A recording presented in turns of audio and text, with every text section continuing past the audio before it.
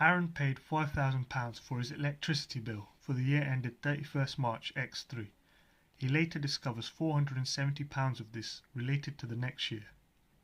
Okay, so what he has done, he has overpaid, or in accounting terms, he's prepaid £470.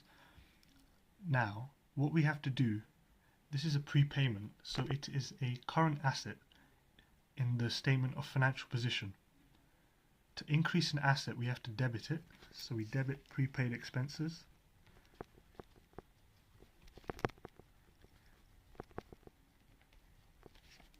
Current asset in the statement of financial position, £470. Now where would the other entry be? The other entry would be in the expense account, which is electricity.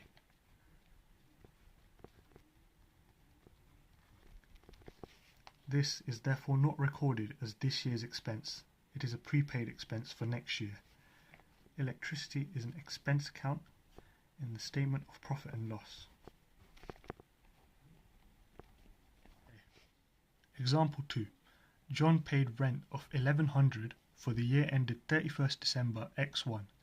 He later discovers he missed 1 month's payment. Now we have to find the double entry for this. Since he missed 1 month payment, that means he only paid for 11 months. So he paid £1,100 for 11 months, which is £100 a month. He's missed £100 that he will be paying next year, therefore it's recorded as a liability since he hasn't paid it this year. Therefore we'd have to credit accrued expenses,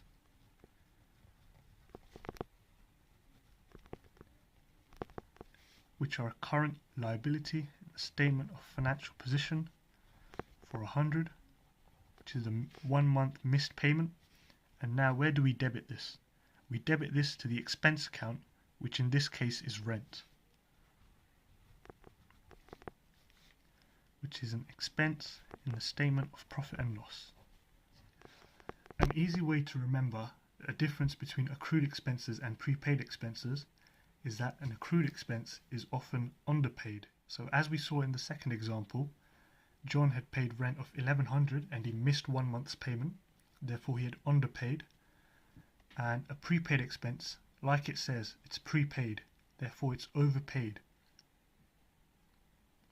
Like in the first example we saw, Aaron paid £5,000, but £470 was related to the next year, which is an overpayment and is classified as a prepaid expense.